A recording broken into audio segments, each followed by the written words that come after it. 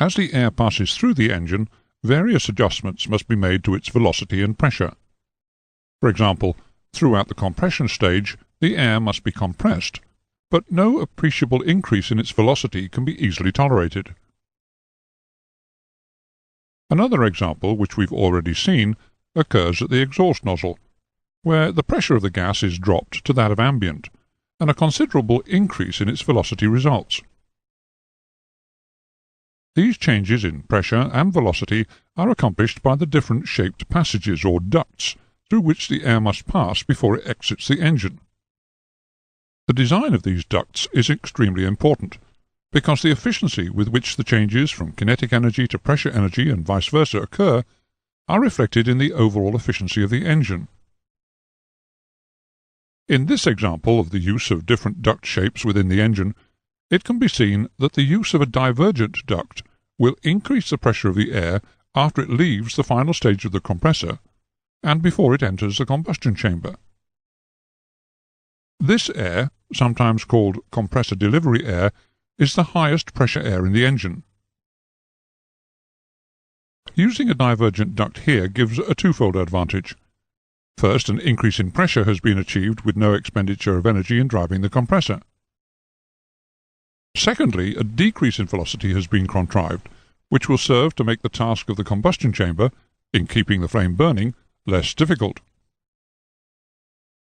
This example, which we've already experienced, shows how a convergent duct is used to accelerate the gas as it passes through the nozzle guide vanes on its way to the turbine blades. The torque which is applied to the turbine blade is dependent, amongst other things, upon the rate of gas flow into it. It follows, then, that the faster we can make the gas flow into the turbine, the more torque we can transfer to the turbine. Logically, therefore, if we convert some of the considerable pressure energy of the gas stream into kinetic energy, it will be more efficient in imparting a turning effect upon the turbine and its shaft.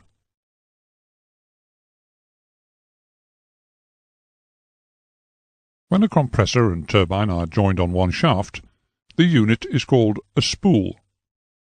This diagram shows a single spool axial flow compressor turbojet engine. This type of engine was for a long time considered to be the most useful where an engine with a small frontal area was required, such as in fighter aircraft, where a high forward speed was the main criterion. There are, however, problems with the control of the smooth flow of air through the engine throughout its rotational speed range. More of this later. As it flows from the compressor, the air is fed directly into the combustion chambers, and fuel is added and the resulting mixture ignited. The resultant increase in temperature will cause the substantial increase in volume which is required. The energy required to drive the compressor, approximately 50% of the energy in the gas stream, is now extracted from the stream as it passes through the turbine. The remaining energy in the gas stream acts as thrust, as the gases pass to atmosphere via the end of the jet pipe.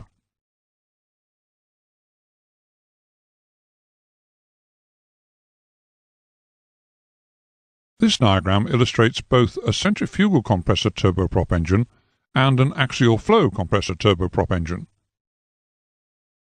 The output from a turboprop engine is the sum of the shaft horsepower developed at the turbine and the residual jet thrust. This is called equivalent shaft horsepower, or ESHP. The major difference between the turbojet and the turboprop in how they handle the generated power is that, in the turbojet, virtually all of the energy that remains after the compressor has been powered is used as thrust.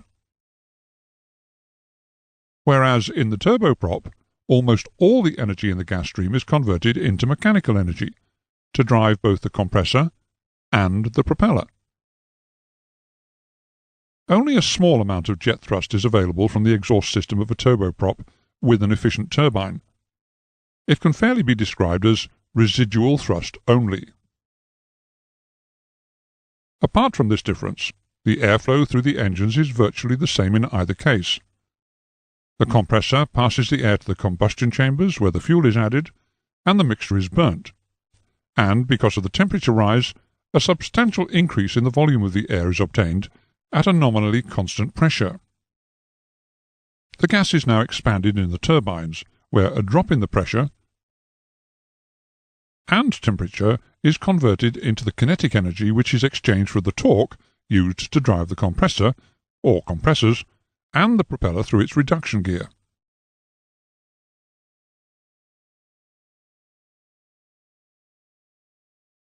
The turboshaft engine can be thought of as a turboprop engine where the propeller has been replaced by a shaft. Turboshaft engines can be used to drive helicopter rotors.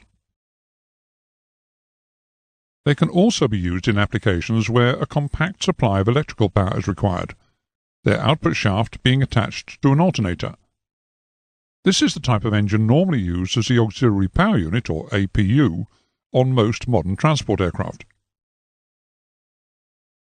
Most, if not all, turboshaft engines incorporate a free power turbine. A free power turbine is a turbine that is not connected to any of the compressors. This frees the turbine from the constraint of having to rotate at a speed that suits the compressor, and this gives the turbine a much wider operating speed range. The single-spool turboshaft engine illustrated here has a reverse-flow combustion chamber system. This allows the engine to be much shorter, stiffer, and lighter than it otherwise would be, but does add the requirement for a centrifugal compressor to be used in the high-pressure stage. This allows for the air to be thrown out radially, in order that it can enter the combustion chamber in the correct direction. Other than this deviation, the airflow is similar to that previously described for the turbojet engine, up to the point where it leaves the first stage turbine. The first stage turbine having converted sufficient energy from the gas stream to drive the compressor, the free power turbine converts any remaining energy to mechanical energy, which is utilized to drive whatever is attached to its shaft.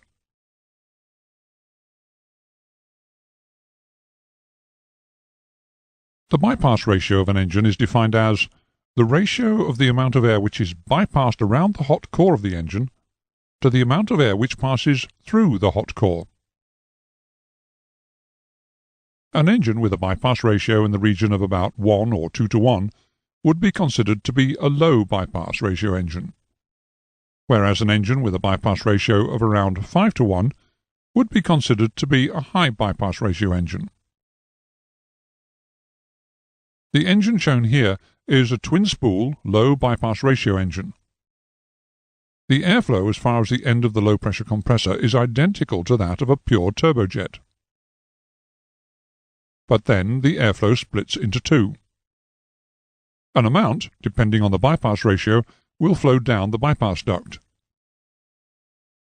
and the remainder continues into what is the start of the hot core of the engine, the high-pressure compressor. From the high-pressure compressor, the air follows the usual path through the combustion chambers and into the turbine, before it leaves the hot core and rejoins the bypass air in the mixer unit of the exhaust system.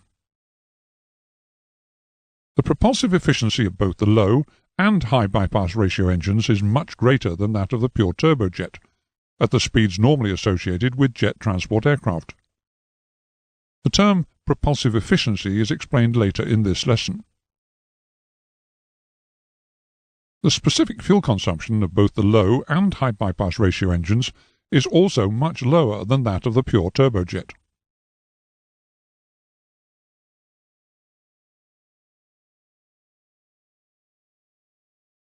The experience which was gained by manufacturing and operating the low bypass ratio type of engine proved that engines which dealt with a larger comparative air mass flow and lower jet velocities could deliver propulsive efficiencies comparable to those of turboprops, and, indeed, a higher propulsive efficiency than turbojets operating at normal cruising speeds. The advent of the fan jet engine had arrived. This model of a triple-spool front fan turbojet engine shown here represents probably the most successful early example of this type of engine, the Rolls-Royce RB211. The air enters the intake and passes immediately into the low-pressure compressor, more commonly called the fan. Here, its pressure is raised before it splits, to go either through the bypass duct or into the intermediate pressure compressor, the amount going into either depending upon the bypass ratio. The thrust of this type of engine is almost completely dependent on the relatively cold air going through the bypass duct, which has a high mass and relatively low velocity, hence its high propulsive efficiency. The air which passes through to the hot core, which consists initially of the intermediate and high pressure compressors, has a great deal of energy added in the combustion chambers. But this energy is required to drive all of the compressors, which includes the fan. In fact, it is the rearmost turbine, or the low-pressure turbine, which is responsible for driving the front fan by extracting virtually all of the energy that remains in the gas stream. If it's efficient in doing its job, then there should be only residual thrust remaining where the hot gases emerge from the turbine.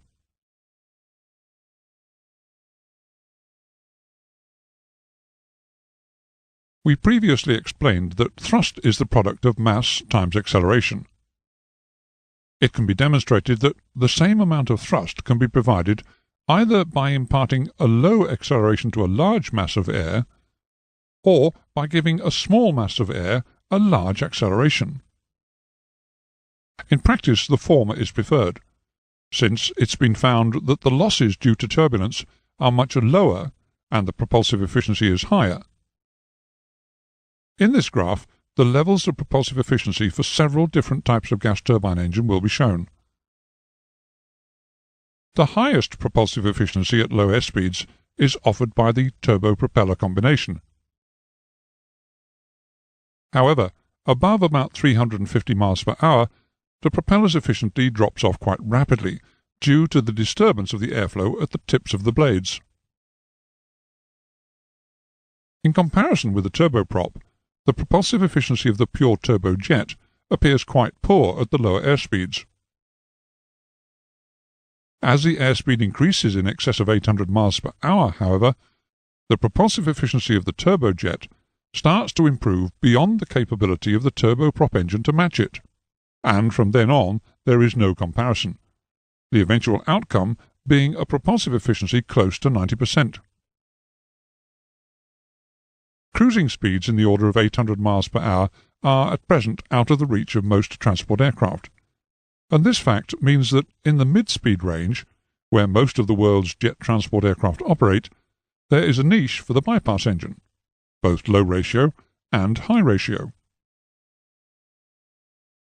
The low and high bypass ratio engines, which includes the ducted fan or turbofan engine, have a propulsive efficiency which fits neatly between that of the turboprop and the pure turbojet. By dealing with comparatively larger mass airflows at lower jet velocities, the bypass engine attains a propulsive efficiency which exceeds that of both the turboprop and the pure turbojet at the speeds normally associated with jet transport aircraft.